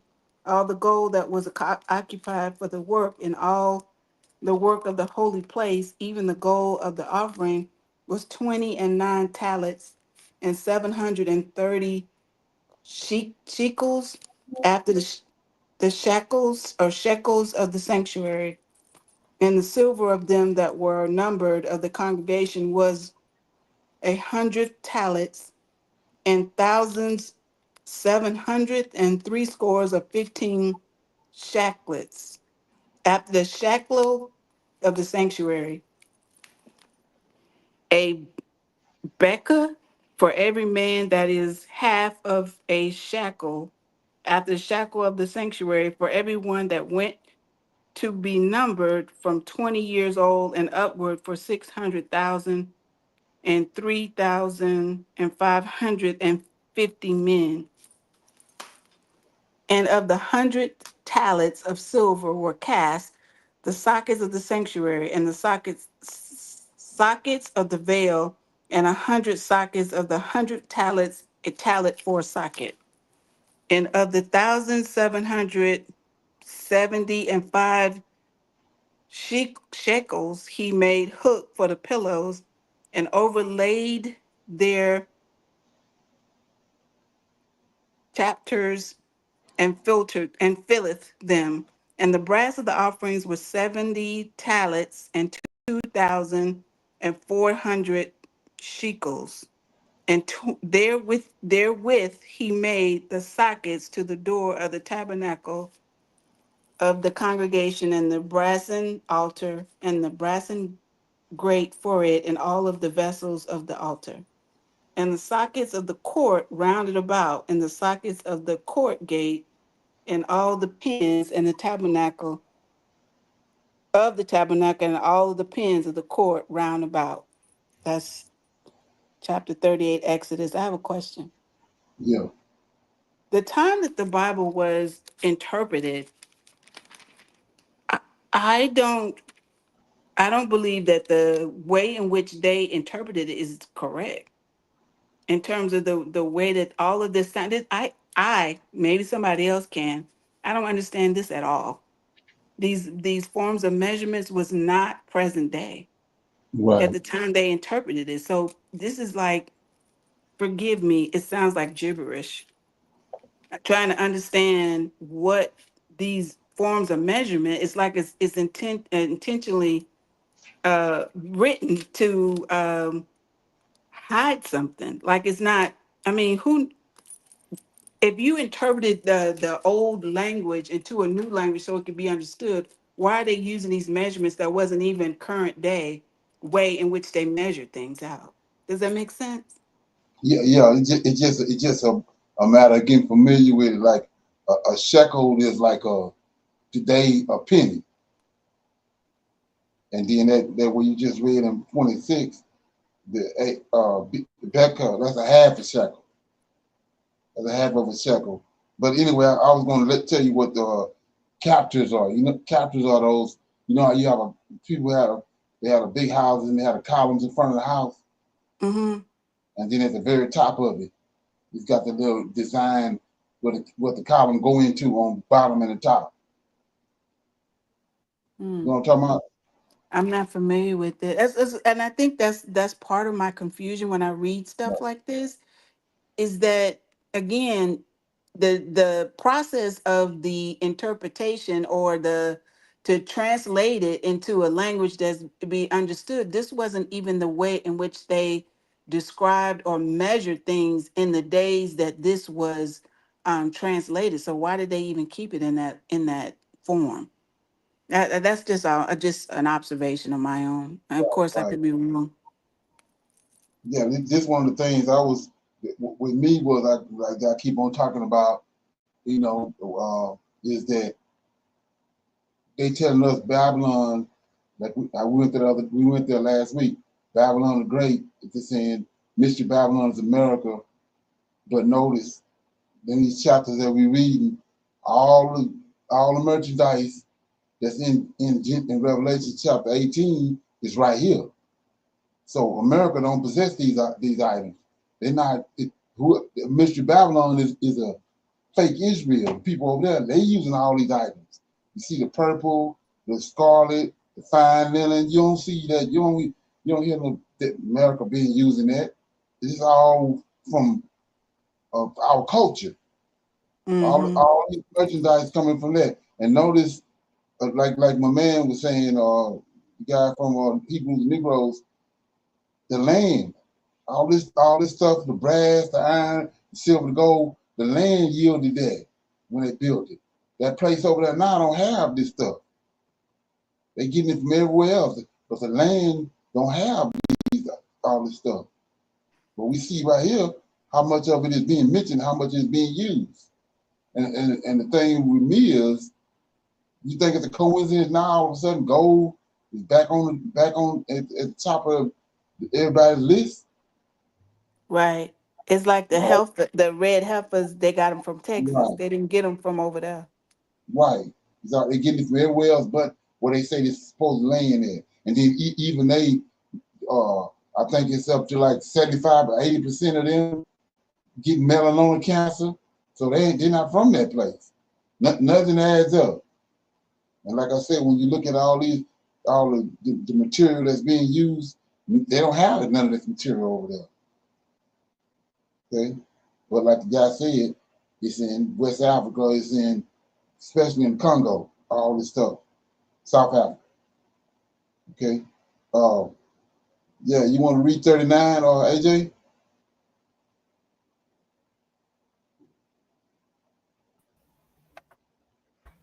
Shalom, yes, sir.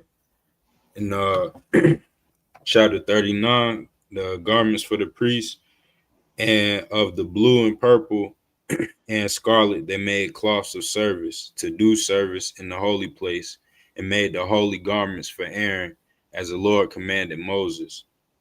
And Okay, so he made, let me interject right there. So there go another example of this suffering servant. I'm gonna read it right quick before y'all let you go back read. It says, and the blue, the purple, and the scarlet, they made clothes for the service. Yeah, to do service in the holy place, and made the holy garments for Aaron, and the Lord commanded them. So they're gonna use suffering servant right there. Go ahead.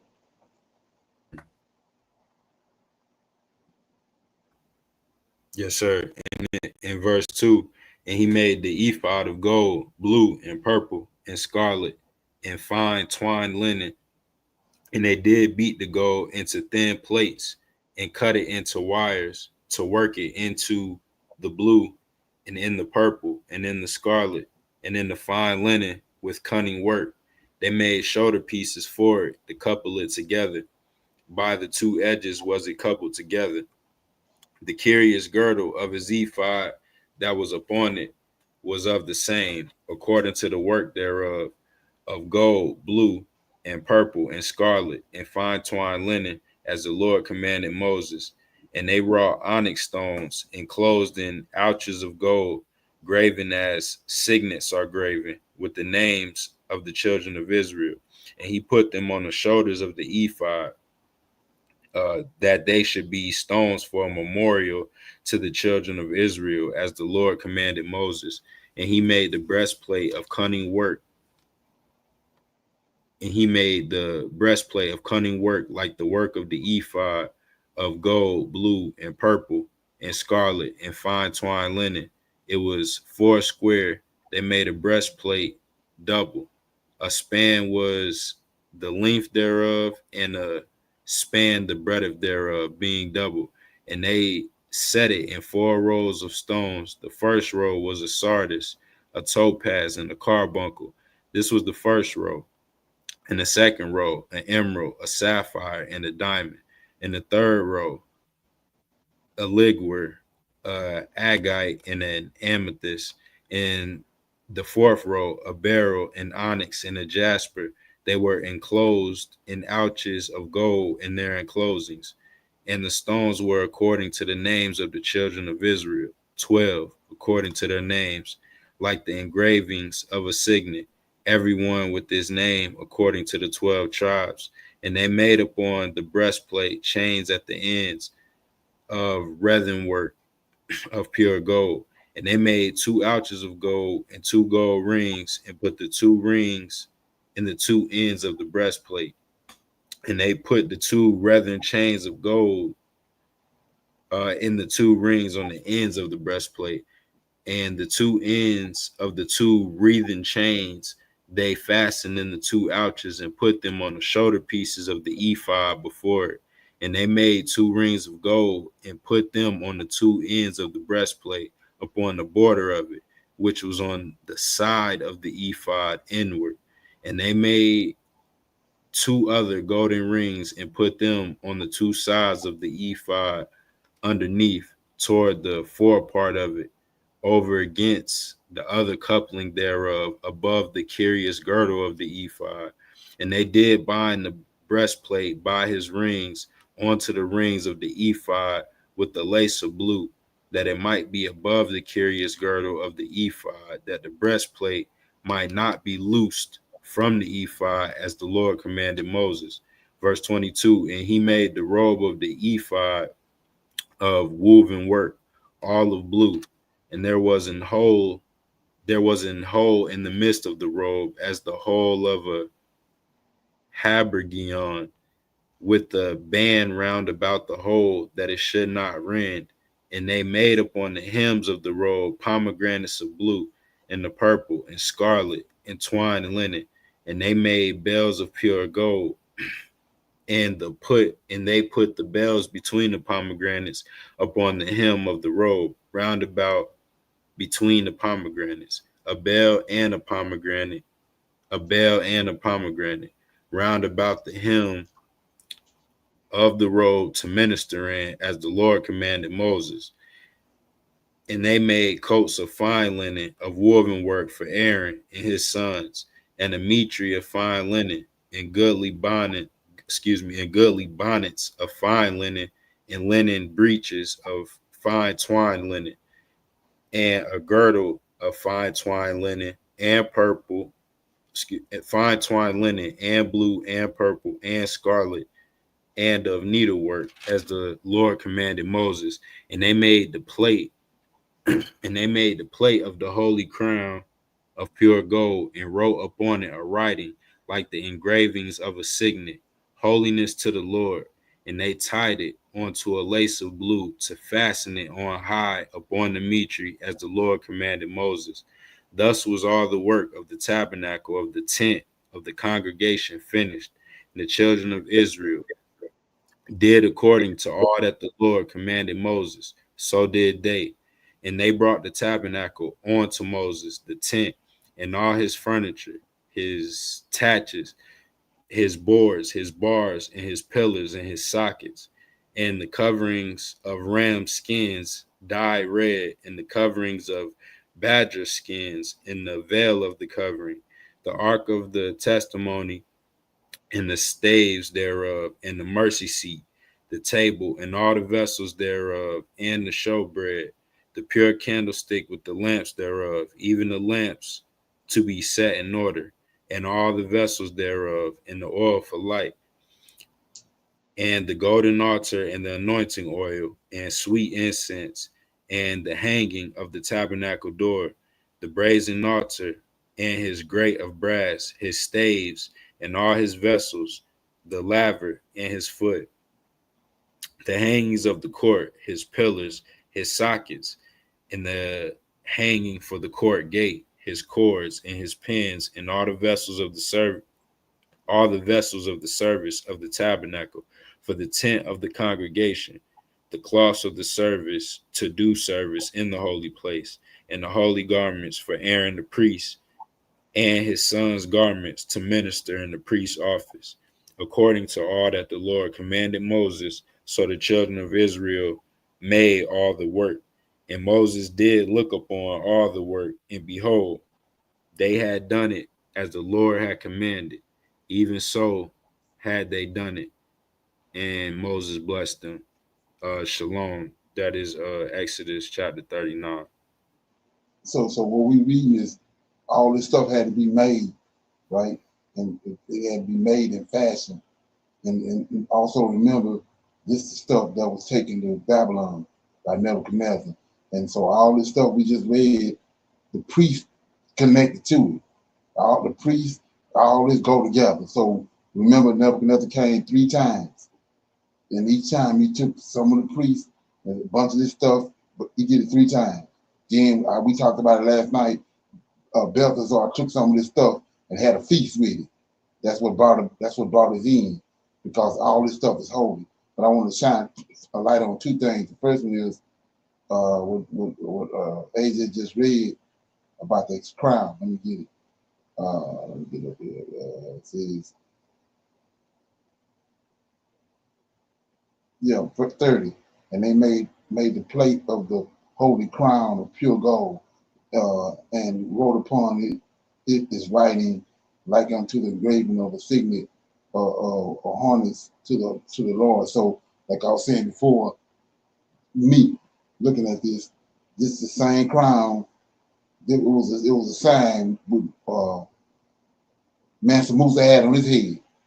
Let that from me. But anyway, so another thing is, like I said, I don't know if anybody grasped it or not, but when we first started reading in 36, see that it says, then Roth. See, we can say these names, but then Roth, Bezalel, and Ahia, and every wise-hearted man in whom. So look at this, what he did. All the stuff we just read, the Lord of hosts gave him the skill. He put it in them to make this stuff. Then Roth, Maziel, I can't say these names, and every wise-hearted man in whom the Lord put wisdom and understanding to know how to work all manner of work for the service of the sanctuary, according to all that the Lord had commanded. See that? So he put that spirit on them, gave them that skill. So what I'm saying? So you, nowadays, like I said, these nut buckets that scattered our word, you don't think he got the ability to take a Negro to the word and reconnect it? Look what he did right here. Okay? So that's what we witnessing. They ain't heed nothing. They think they heed it. Okay? But anyway, I'm gonna read the last chapter. Chapter 40. Setting up of the tabernacle. And the Lord spake unto Moses, saying, on the first day of the first month shalt thou set up the tabernacle of the tent of the congregation, and thou shalt put therein the ark of the testimony, cover the ark with a veil, and thou shalt bring in a table and set in order that the things that are to be in order upon it, and thou shalt bring in the candlestick and light the lamp thereof. So it's the same light candlestick that we was reading in the book Adam and Eve that they had inside the cave to light the cave up for their ancestors, that they had bodies in that. And thou shalt set the altar of gold for the incense before the ark of the testimony, and put the hangings of the door to the tabernacle. And thou shalt set the altar of the burnt offering before the door of the tabernacle of the tent of the congregation. And thou shalt set the laver between the tent of the congregation and the altar, and shalt put water therein. And thou shalt set up the court round about, and hang upon the hangings at the court gate. And thou shalt take the anointing oil and anoint the tabernacle and all that is therein, and shall hallow it and all the vessels thereof, and it shall be holy. So this is what I was meaning right here about I'm saying ignorance. These nut buckets today. So right here, 8. Thou shalt set up the court round about, hang up the hangings in the 9, and thou shalt take the anointing oil and anoint the tabernacle and all that is therein. See that? So all this stuff is holy. So a nut bucket come and think you can grab it and do anything with it when it's holy, just like us. You can't get nothing that belongs to the Most High that's holy and do anything to it, and don't think ain't no repercussions. And thou shalt anoint the altar of the burnt offerings and all his vessels, and sanctify the altar, and it shall be an altar most holy. See that? You don't want to mess with that. Take my word for it. And thou shalt anoint the laver and his foot, and sanctify it. And thou shalt bring Aaron and his sons into the door of the tabernacle of the congregation, and wash them with water. There go you self-serving right there. And thou shalt put upon Aaron in the holy garments, and anoint him and sanctify him, that he may minister unto me in the priest's office. And thou shalt bring his sons and clothe them with coats, and thou shalt anoint them as thou didst anoint their father, that they may be ministers unto me in the priest's office. For their anointing shall surely be an everlasting priesthood throughout their generation. Thus did Moses according to all that the Lord commanded him, so did he. And it came to pass in the first month, in the second year, on the first day of the month, that the tabernacle was reared up. And Moses reared up the tabernacle and fastened his sockets, and set up the boards thereof, and put the bars thereof, and reared up his pillars.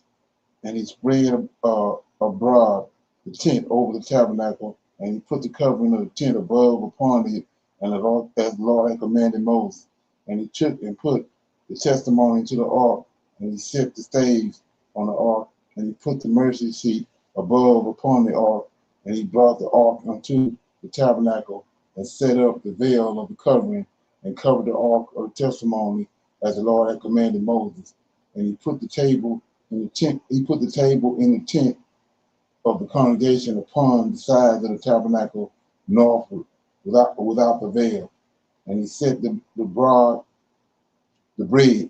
my bad. He set the bread in order upon the table, before the Lord, as the Lord had commanded Moses.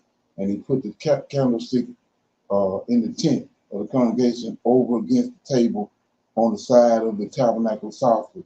And he lighted the lamps before the Lord, as the Lord commanded Moses. And he put the golden altar in the tent of the congregation before the veil.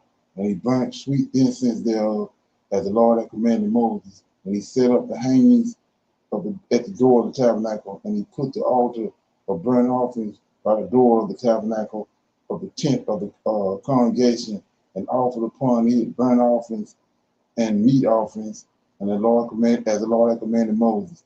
And he set the laver between the tent and the congregation at the altar, and put water there to wash with it. And Moses and Aaron and his sons washed their hands and their feet thereat. And when they went into the tent of the congregation, and when they came near unto the altar, they washed as the Lord commanded Moses. And he reared up the court round about the tabernacle and the altar, and set up the hangings of the court gate. So Moses finished the work, and the glory of the Lord, right? Then a cloud covered the tent of the congregation, and the glory of the Lord filled the tabernacle. And Moses was not able to enter into the tent of the congregation, because the cloud abode thereon, and the glory of the Lord filled the tabernacle. And when the cloud was taken up from over the tabernacle, the children of Israel went onward into their journeys. But if the cloud were not taken up, then it journeyed not till the day that it was taken up. For the cloud of the Lord was upon the tabernacle by day, and fire was on it by night. And in the sight of all the house of Israel throughout all their journeys. Okay, so like I said before, when they was traveling through the wilderness, people saw that. Don't think they didn't. And even when they came out of Egypt, everybody in that region know when the Israelites came out. And they know what they look like. Okay, so they know. It's like when we go back, they gonna see it. They're gonna see the migration, or however it is that we get back, they're gonna see all that. The world gonna see it. They're gonna witness it. So with that being said, anybody have any questions or comments on anything they heard? Okay. Somebody want to pick a scripture, we can read it and break it down and close out. Shalom, everyone. Brother Leonard, I'm gonna read out of the book of Obadiah. It's only one chapter, verses 1 through 4. Okay.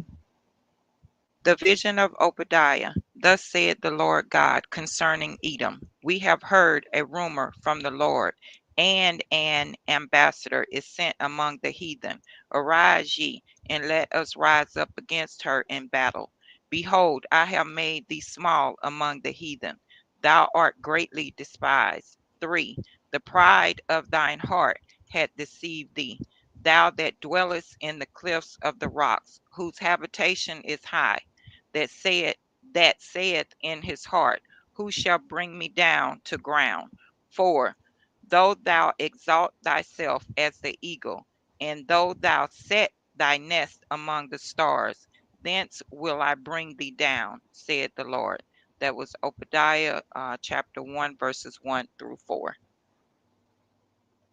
Right, yeah, like I said before, we know there's more chapters than just that one chapter in Obadiah, but in that verse right there, he's talking about he's addressing Edom. That they end up stealing the land of Israel, and from that point on, and they're the ones who ran out in 70 AD. When you rightly divide that, okay. So with that being said, we're gonna say shalom, shalom, and another shalom. I see everybody. We got our women's advanced Bible study tomorrow night. The men can come in through YouTube. So I'll see y'all tomorrow at 7. Shalom, shalom, and another shalom. Shalom, everyone. Shalom. Shalom.